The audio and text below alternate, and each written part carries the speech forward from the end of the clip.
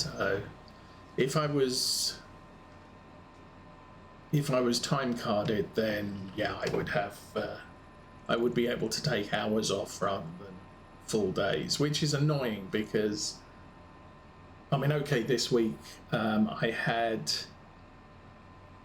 a 50-mile trip to see both doctors, so all happened on the same day, so that was a good thing. So I did that in the morning, and then we had the tax man in the afternoon. So that was a good use of a day off. But frequently it's just I've got one doctor's appointment at round about midday. It's an hour's drive there and back, so I have to take a full day off, even though I could work 2-3 hours in the morning and then 2-3 hours when I get home, so end up doing, say, half a day. But it's the way they do it, so I have to live with it. Oh, school bus. Anyway, spending money. No, earning money. Yes. This is a good thing. And I earned 120,000 from the soybean straw last week, and I didn't do all of it. I mean, it was very un-OCD of me. But there were masses of straw windrows left behind. 6, that one.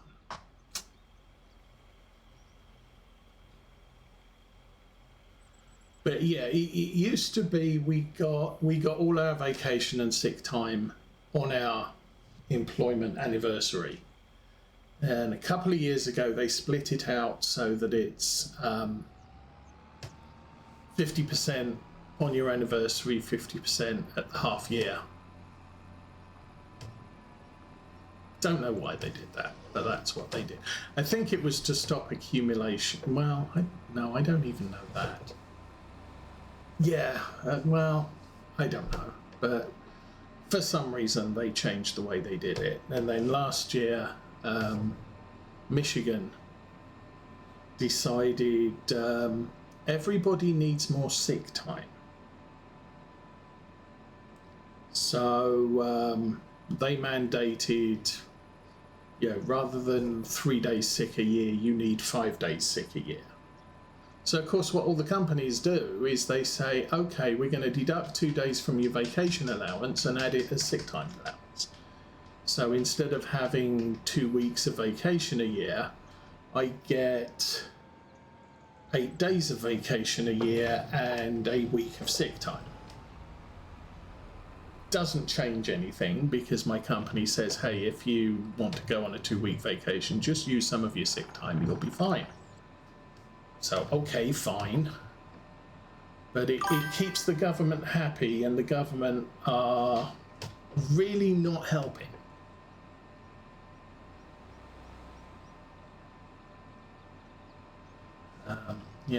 We need to give people more sick time. No, they can... I was like, oh, good grief, what was it?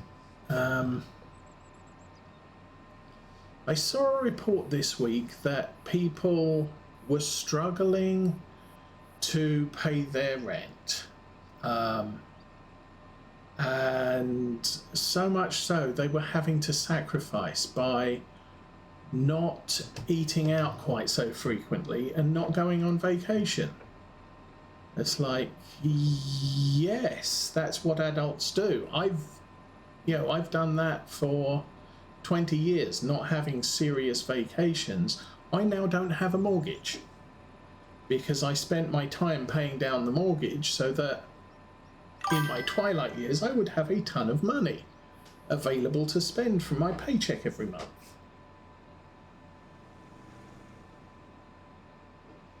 So it's sort of, please just stop getting involved and trying to help people, because government help is really helpful.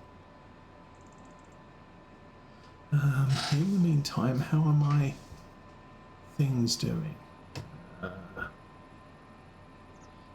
Why is my harvester not moving? Oh, we're going to have to check the harvester when I get round the corner, because that's stuck. And I'm not seeing helper is blocked by an object message, but I am seeing that simple inspector. Oh, okay. Yeah, I can fix that. I get out your way.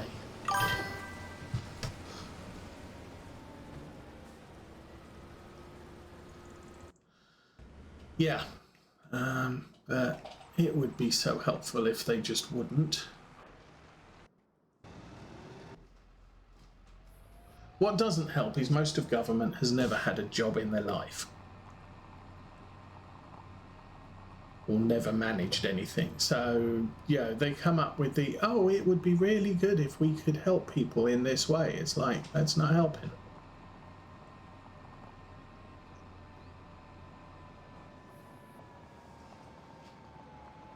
Yeah, it's like, let's help poor people by giving them all a pay raise that we don't have to pay for. Their employer does, and their employer can't afford it much of the time. So the employer ends up cutting hours and cutting payroll just so that they can carry on making money. I had that sort of problem in England. The UK government allowed me to set up initially as a limited liability company. So I took a salary, about £30,000 a year, which was reasonable for the job I was doing. And everything else my company got paid for hotels, fuel, travel, insurance, accounting fees, and everything else. And a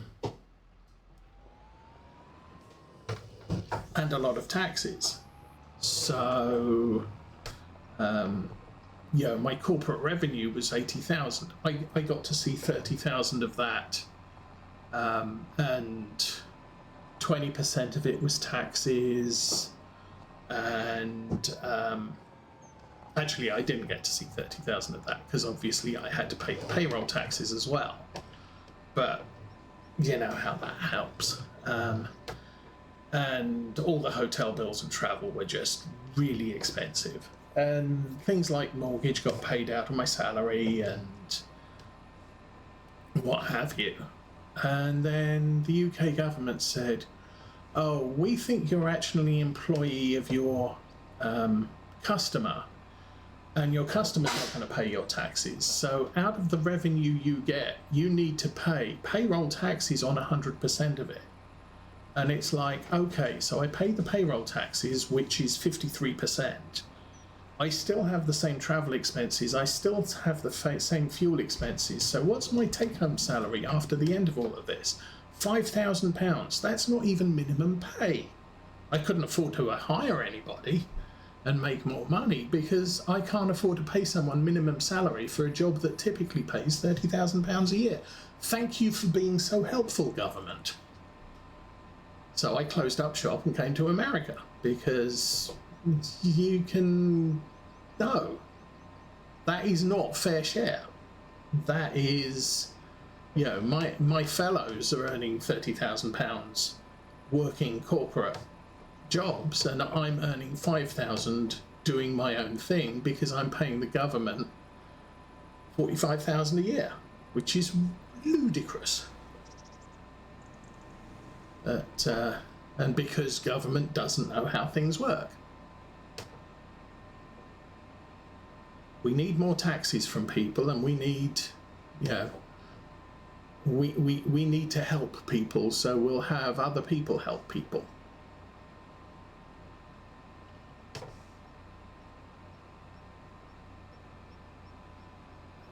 And just annoys me. Wow, we've actually made 2 runs of methane. Oh, I suppose, no. That's a little bit of a bad comparison because the harvester did get stuck. but still. That's all the methane done. I can't do anything else. I can't generate more methane until the cows have pooped some more.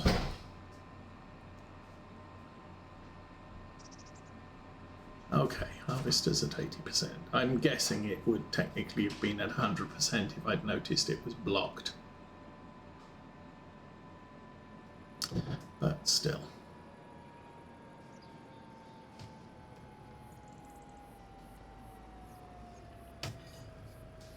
Suppose now we've got this done. What else? General work have we got? I could go collecting bales. I didn't bother doing that last week. Alrighty, so that's only 7,000. Yeah. Our environmental bonus is quite good though.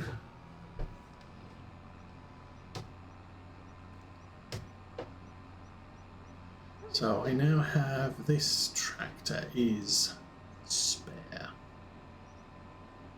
Don't really have anything to do. I could hitch this up to the bale collector and take the 8R, the small 8R off it.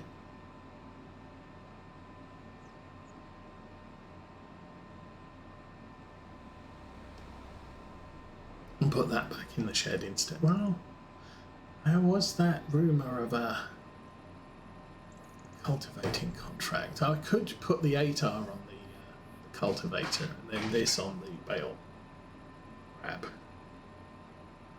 Okay, 93% on the harvester. What else have we got here? Case IH Puma. Case IH Puma is what I'm driving.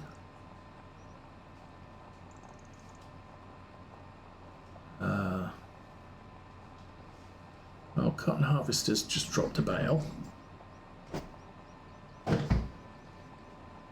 And it looks like an potential... No. Is that... Yeah, there's a potential issue with the harvester. It's full. Let's bounce to here. And I hope he's on the right side again.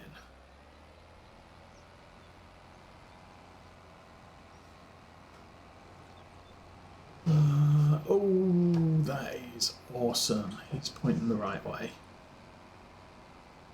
And we're on the narrow bit, so he's going to clear quite a lot of this now.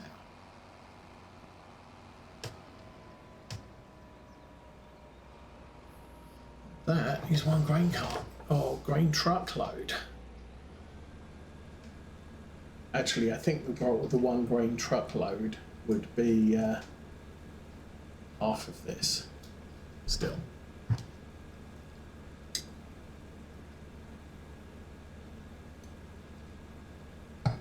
Oh, I didn't take my meds this morning. Had my doctor complaining. Actually, part of the thing from my doctor is my A1Cs in August were down to 6.9. And they're currently at 8.0. So, of course, her question, what happened? And I'm thinking, I don't know. I haven't changed my habits in any way. And then conversation moved on to, my back pain, and I was going to see the back doctor sort of a couple of hours from the general doctor visit. And then said, of course I had my my epidural 2 weeks ago, and the light went on, both of us, and so, oh, yeah, that's going to have a adverse effect on your blood sugars, because immediately following the epidural, my blood sugars were stupid numbers. I think normally you're looking at 150 to 200 if you've got relatively bad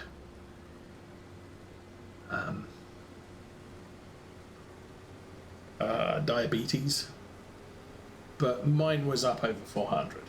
The blood sugar monitor I use couldn't register how bad my blood sugar was, and sort of, yeah, that would kind of mess up the blood sugars.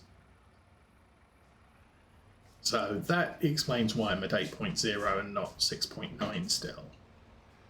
And potentially once that that's dealt with,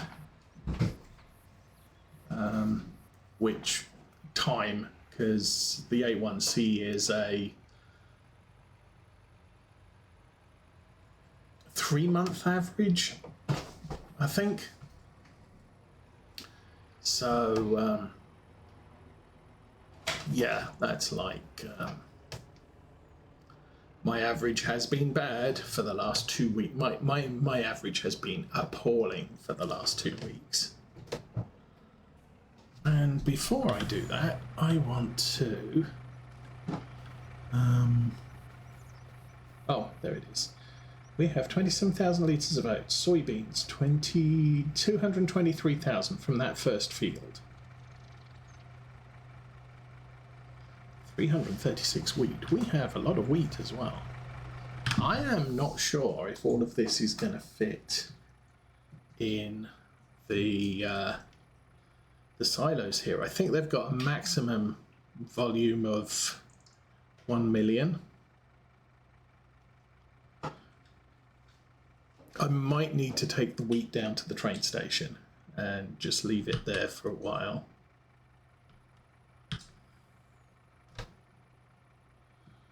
For now, don't really have to worry about that too badly.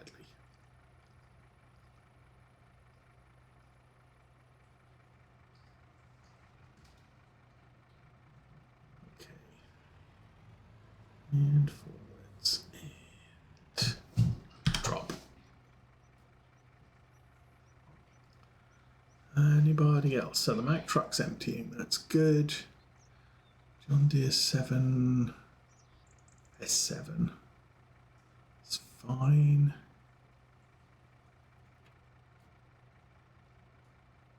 6R is still running around at 10 miles an hour, so that's also good. So, yeah, working well. And real time, it's not even 10 o'clock in the morning. Yeehaw. And go.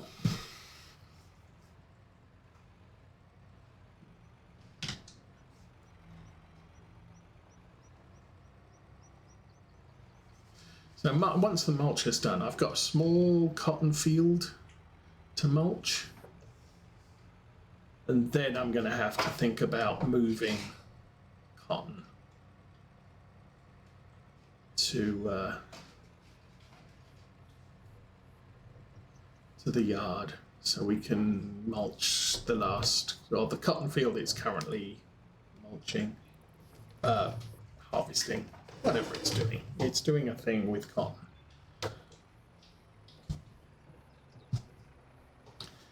All right, turn that off.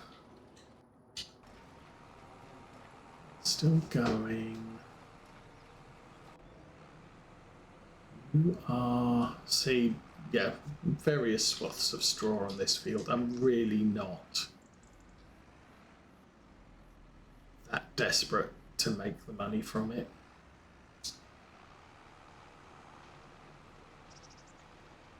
And so we did keep some of the square straw bales from here. You are out of diesel and out of cotton. That's good. Let's start the engine. Oh, start the engine. That one. Okay, that's lifted up. Get this back to the yard before we fail on diesel. This thing is so slow. So watching some guy's opinion on what the best crops were, and he didn't rate cotton because it's not scalable. The only way you can scale this is to buy another $500,000 harvester. With corn, for example, you can start with a tiny harvester and a tiny sort of 6-meter head, and or 4-meter head, and then you can slowly work your way up to what we're running, like an S7 with big giant folding grain head.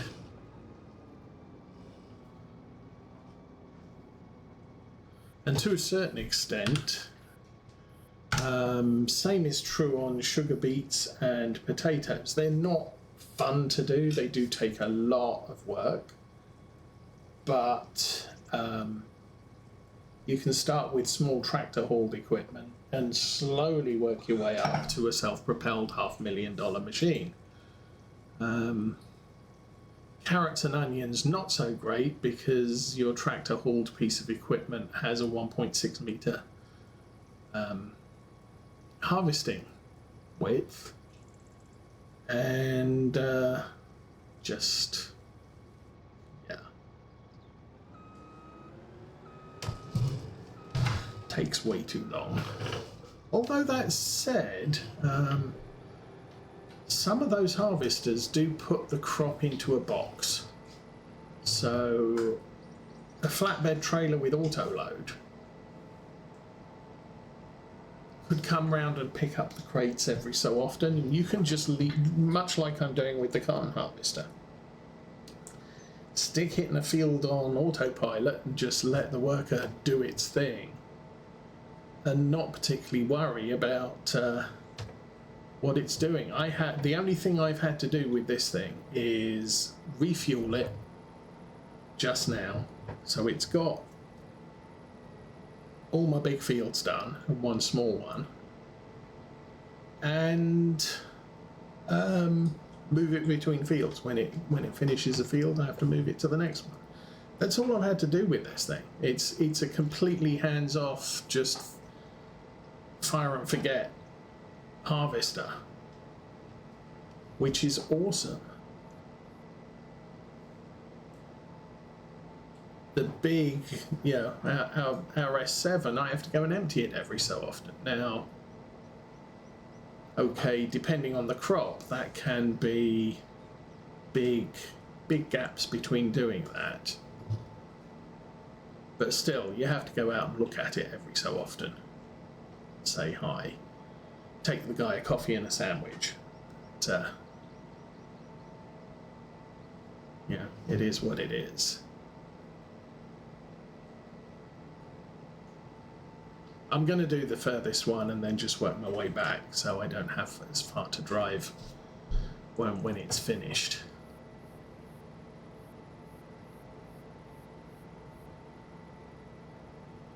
Yeah, but you do a low density, something like barley, the harvesters will fill up real quick, and at that point,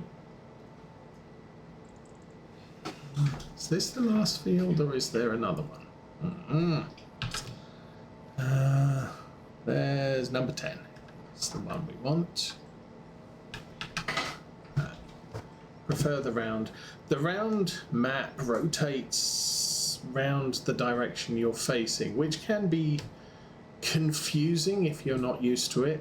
But if you use GPS in a car, your direction of travel is up. North could be anywhere, and that's the way I prefer it. If you go to the square map, north is up, south is down.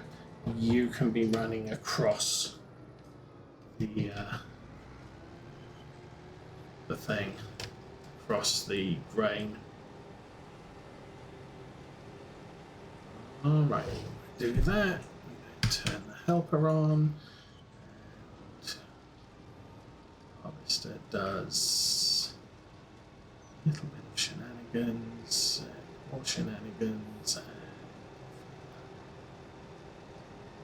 Awesome. Okay, well, that's another cotton harvesting thing done, and there goes the dude in the cotton harvester. Meanwhile, oh, we're on the middle of the road, we need you.